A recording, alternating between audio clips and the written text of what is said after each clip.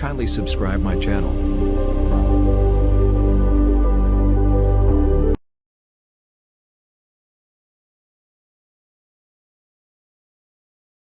آج ہم بات کریں گے لطائف ستہ پر کہ انسان کے بدن میں وہ 6 لطائف کہ جن لطائف کے انوارات کی وجہ سے انسان جو اللہ کا قرب حاصل کرتا ہے، اور انہی لطائف پر مشائخ سلسلہ جو ہے اپنے سالکین پر محنت کرتے ہیں۔ ٹھیک ہے، ان لطائف ستہ پر آج انشاءاللہ ہم گفتگو کریں گے۔ حقیقت یہ ہے کہ اللہ تبارک و تعالی نے تخلیق کے اعتبار سے 2 عالم پیدا کیے ہیں، ایک عالم امر اور ایک عالم خلق۔ اچھا، عالم امر کا مطلب ہے کہ وہ عالم ہے جو اللہ تبارک و تعالی کی صرف امر کا محتاج ہے اپنے وجود میں۔ اللہ امر فرماتے ہیں، وہ وجود پکڑ لیتا ہے۔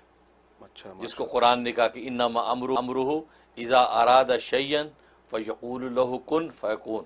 سبحان بس اللہ جب ارادہ کرتے ہیں کہ یہ چیز ہو جائے تو اللہ کہتے ہیں کن فیکون، ہو جاتی ہے۔ بے شک، چنانچہ اللہ نے عالم امر کے تحت جب زمین کو کہا کہ ہو جا، تو وہ عالم امر کے تحت وہ ہو گئی۔ جی، یہ عالم امر ہے، تو جو اللہ کے امر کا محتاج ہے اپنے وجود میں۔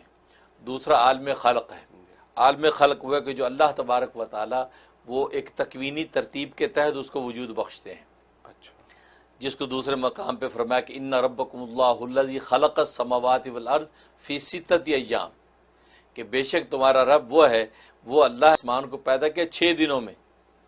کہیں کن فیکون سے چیز وجود میں آ رہی ہے، کہیں 6 دن لگ رہے ہیں۔ جی، تو یہ 6 دن وہ عالم خلق ہے کہ اللہ تبارک و تعالی تکوینی ترتیب کے تحت اس کو پیدا کرتے ہیں۔ ٹھیک ہے، یہ عالم خلق۔ جی، مشائخ سلسلہ فرماتے ہیں کہ اصل میں یہ لطائف ستہ جو ہیں، یہ ایک دائرے کی شکل میں عرش الہی کے ارد گرد ہیں۔ اچھا، اس دائرے کا اوپر کا آدھا حصہ وہ عالم امر ہے، اور نیچے کا آدھا حصہ دائرے کا جو عالم خلق ہے۔ اچھا، ہاں، تو ان 2 عالم امر اور عالم امر کے تحت یہ دنیا کا نظام اللہ تبارک و تعالی چلاتے ہیں کہ یہ عالم خلق امر کو ظاہر کرتے ہیں، اور یہ لطائف ستہ جو ہے وہ گویا کہ دائرے کی شکل میں عرش الہی کے گرد گرد ہوتے ہیں۔ جی، اور لطائف ستہ پر مشائخ سلسلہ محنت کرتے ہیں۔ اور یہ لطائف ستہ کیا ہے؟ اصل میں انسان کے بدن میں اللہ تبارک و تعالی نے 6 مقامات ایسے رکھے جو اللہ کے نور سے بھرے ہوئے ہیں، نور سے پورے ہیں۔ بس اس کو جو ہے جلا بخشنی ہے، اس کو روشن کرنا ہے۔ ایسی جیسے ماچس کی تیلی میں آگ بھری ہوئی ہے، اس کو رگڑا لگانا ہے تو وہ جل پڑتی ہے۔ تو گویا کہ وہ مسالے گویا کہ نور کے موجود ہیں، اب ان کو بھڑکانا ہے۔ اس بھڑکانے کی جو محنت ہوتی ہے وہ شیخ کرتا ہے اپنی مرید پر، اور لطائف ستہ کے جو انوارات بھڑک اٹھتے ہیں۔ ان میں سے پہلا جو لطیفہ ہے وہ لطیفہ قلب ہے۔ لطیفہ قلب جو الٹی پستان سے 2 انگل نیچے، یہ اس کا مقام ہے لطیفہ قلب، دل کا لطیفہ ہے۔ اس کا رنگ جو سرخ ہوتا ہے، یہ جو نور ہے سرخ رنگ کا نور ہوتا ہے۔ کبھی بھی انسان کو ریاضات اور مجاہدات مکاشفات میں سرخ رنگ کے نور کی شکل میں ظاہر ہوتا ہے۔ روح ہے، لطیفہ روحی جو ہے یہ سیدھے پستان کے 2 انگل نیچے، وہاں اس کا مقام ہے۔ اس کا نور سفید ہوتا ہے، لہذا اگر کبھی مکاشفات میں ظاہر ہو تو سفید نور کی شکل میں وہ گویا کہ وہ لطیفہ اور روحی کا جو نور ہے وہ ظاہر ہو رہا ہے۔ جی، جی، تیسرا جو ہے لطیفہ نفس ہے۔ لطیفہ نفس جو ہے لطیفہ نفس جو ہے وہ ناف سے 2 انگل نیچے اس کا مقام ہے۔ یہ لطیفہ نفس ہے۔ اس کا رنگ زرد ہوتا ہے۔ اگر زرد رنگ کا نور کبھی ظاہر ہو کسی موقع پہ تو سمجھے کہ لطیفہ نفس کا جو نور جو ہے یہ ظاہر ہوا ہے۔ ہاں، اور چوتھا جو ہے لطیفہ سر ہے۔ لطیفہ سر جو ہے یہ درمیان میں دونوں جو پستانوں کے درمیان کا جو مقام ہے سینے کا، یہاں پر یہ لطیفہ سر ہے۔ اور لطیفہ سری جو ہے اس کا نور جو ہے سبز ہوتا ہے، لہذا سبز نور کبھی انسان کو مکاشفات میں ظاہر ہو تو سمجھ جائے کہ لطیفہ سری کا نور ظاہر ہوا ہے۔ ٹھیک ہے، اسی طریقے سے 5واں جو لطیفہ جو ہے خفی ہے۔ خفی کا مقام یہ ابرو سے اوپر ہے، یہ بھووں کے اوپر کا مقام ہے، یہ اس کا مقام ہے۔ اس کا جو نور ہے نیلگوں ہوتا ہے، نیلا ہوتا ہے، اچھا، لہذا یہ نور کبھی ظاہر ہو تو وہ نیلے رنگ کا نور محسوس ہوتا ہے، تو سمجھ جائے کہ لطیفہ خفی کا نور ظاہر ہوا ہے۔ ٹھیک ہے، اور 5واں جو ہے وہ چھٹا جو ہے وہ لطیفہ اخفا ہے۔ اخفا جو ہے وہ اخفا ام دماغ یہ اس کا مقام ہوتا ہے۔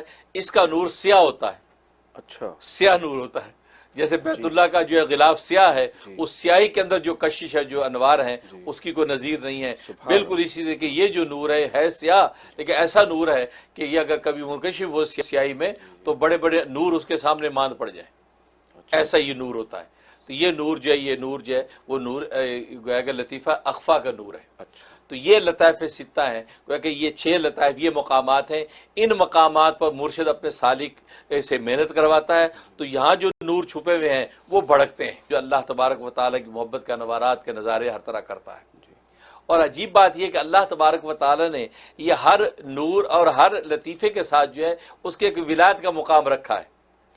گویا کہ لطیفہ قلب کی ایک ولایت ہے، لطیفہ روح کی ایک ولایت ہے، لطیفہ سر کی ایک ولایت ہے، اور یہ ولایت نبوتوں کی ولایت ہے، اور یہ ولایت نبوتوں کی تابع ہیں، نبوتوں کی تابع ہیں۔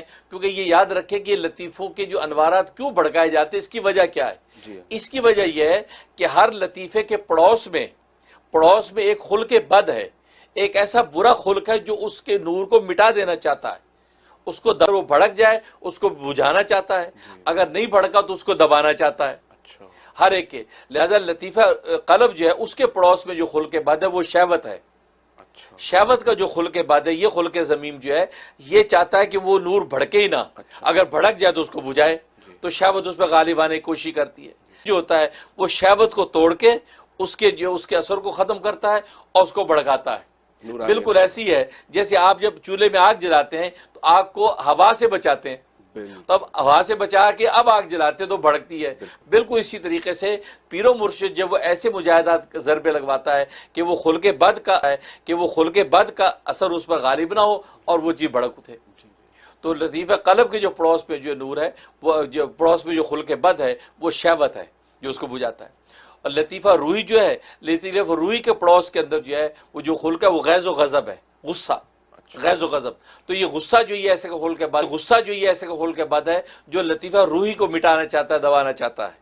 تو لہذا پیر و مرشد جب محنت کرواتا ہے اس کا مقصد یہ ہے کہ اس کو دبا کے وہ اس کے نور کو بھڑکا دے۔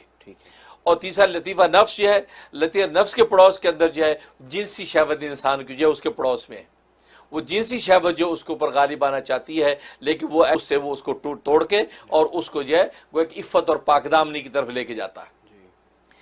چوتھا جو ہے لطیفہ جو ہے لطیفہ سری جو ہے، اس کے پڑوس کے اندر جو ہے وہ ہرس ہے، ہرس، انسان حریص ہو جاتا ہے، لالچ۔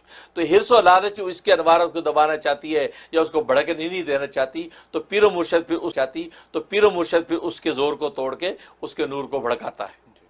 اسی طریقے سے لطیفہ جو ہے سری ہے، خفی ہے، لطیفہ خفی جو ہے اس کے پڑوس کے اندر جو ہے وہ حسد اور بخل ہے۔ حسد بھی اور بخل بھی دونوں یہ اس کے پڑوس میں خلق بد ہیں، یہ خلق بد ان کو دبانا چاہتے ہیں، بھڑکنے نہیں دینا چاہتے، تو پیر و مرشد ان کی قلا کما کر کے اس کے نور کو بھڑکاتے ہیں۔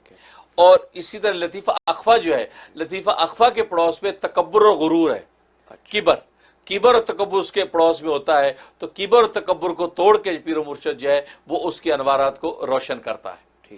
تو دیکھو ہر ایک کی انوارات کو جو اپنا اثر اس پہ ڈالتا ہے، اور اگر کسی اس کو روشن نہیں کیا، یہاں تک کہ خلق بد اتنا غالب آیا کہ اس کی اصل نور کی صلاحیت ہی ختم ہو گئی، تو انسان جو ہے وہ خاسر دنیا والآخرہ ہو جاتا ہے، وہ پھر گمراہی کے اس گڑھے پہ پہنچ جاتا ہے کہ ختم اللہ علی قلوبہم وعلی سمعہم وعلی ابصارہم غشاوہ، اللہ مہر لگا دیتا ہے کہ اب اس کے اندر وہ گویا کہ ماچس کی تیلی والی نور کی صلاحیت بھی باقی نہیں رہی ہے، کیونکہ مسالے مٹ چکا ہے، کیونکہ خلق بد اس پہ غالب آ گیا، اب اس کو ہدایت نہیں ملتی، مہر لگ جاتی۔ اب عجیب بات یہ کہ اللہ تبارک و تعالی نبوت ولایت نبوت کے تابع کی ہیں، تو پہلا جو ہے کہ یہ جو 5 نور ہیں، 5 نور عالم امر میں سے ہیں۔ لطیفہ نفس جو ہے یہ عالم خلق میں سے ہے، اچھا، باقی جو 5 نور ہے یہ عالم امر میں سے ہیں۔ اب ہر عالم امر کے تحت اللہ نے ایک ولایت کا مقام رکھا ہے، اور ہر ولایت کسی نہ کسی نبی کے زیر قدم رکھی ہے۔ لہذا یہ لطیفہ قلب جو ہے، اس آدم علیہ الصلوۃ والسلام کی نبوت کے زیر قدم ہے۔ اچھا، ہاں، اس لیے جو آدمی لطیفہ قلب پر محنت کر کے اس کے انوارات و منازل پا لیتا ہے تو اس کو آدمی المشرب کہتے ہیں، کہ آدم علیہ الصلوۃ والسلام کی نبوت کا فیض گویا کہ اس ولایت کو ملا، اور یہ آدمی المشرب ہے، اس کو آدمی المشرب کہا جاتا ہے۔ لطیفہ روحی جو ہے یہ اس کی جو ولایت ہے یہ حضرت ابراہیم علیہ الصلوۃ والسلام کے زیر قدم ہے، اور اس میں حضرت نوح علیہ الصلوۃ والسلام بھی شریک ہیں۔ تو دونوں نبیوں کے زیر قدم لطیفہ روحی ہے، جس لطیفہ روحی کے اندر جو غیظ و غضب ہے، تو غیظ و غضب جو ہے دبتا اس سے، تو یہ جو ولایت وہاں سے کسب فیض کرتی ہے۔ اس لیے ایسے شخص کو جو اس ولایت کو پا لیتا ہے اس کو ابراہیمی المشرب کہتے ہیں، یہ ابراہیمی المشرب ہے. اچھا اس کے بعد جو ہے لطیفہ جو ہے وہ سیر ہے. لطیفہ سیر جو ہے اس کی ولایت جو ہے وہ حضرت موسیٰ علیہ الصلوۃ والسلام کی نبوت کے زیر قدم ہے. وہاں سے یہ قصب فیض کرتی ہے. تو یہ ولایت اپنی جو اس ولایت کو پا لیتا ہے تو اس کو کہا جاتا ہے یہ موسوی المشرب ہے. موسوی المشرب ہے کہ یہ اس ولایت نے قصب فیض وہاں سے کیا. اسی طریقے سے لطیفہ خفی جو ہے یہ لطیفہ خفی کی جو ولایت ہے یہ زیر قدم ہے حضرت عیسیٰ علیہ الصلوۃ والسلام کے. حضرت عیسیٰ علیہ الصلوۃ والسلام کے زیر قدم یہ ولایت ہے. لہٰذا یہ ولایت ظاہر ہے کہ یہ حرص وہ حسد و بخل یہ دونوں کھول کے بد ہیں. تو یہ ولایت وہاں سے کسب کرتی ہے. تو اس لیے ایسے شخص کو عیسوی المشرب کہتے ہیں. عیسوی المشرب. اور اس کے بعد جو پانچواں جو ہے وہ اقفا جو ولایت ہے اقفا کی ولایت سب سے اعلیٰ عرفہ ولایت ہے. یہ جو ہے کیا ہے یہ سرکار دو عالم صلی اللہ علیہ وسلم کی نبوت سے قصب فیض کرتی ہے. اچھا تو یہ ولایت جو ہے خاتم النبیین صلی اللہ علیہ وسلم کے زیر قدم آتی ہے. یہ ولایت جو ہے اس ولایت والے کو محمدی المشرب کہا جاتا ہے کہ یہ محمدی المشرب ہے. وہ کہ وہ اسے قصبے کو ہر نبی کی نبوت کے زیر قدم آگے ولایت ہے.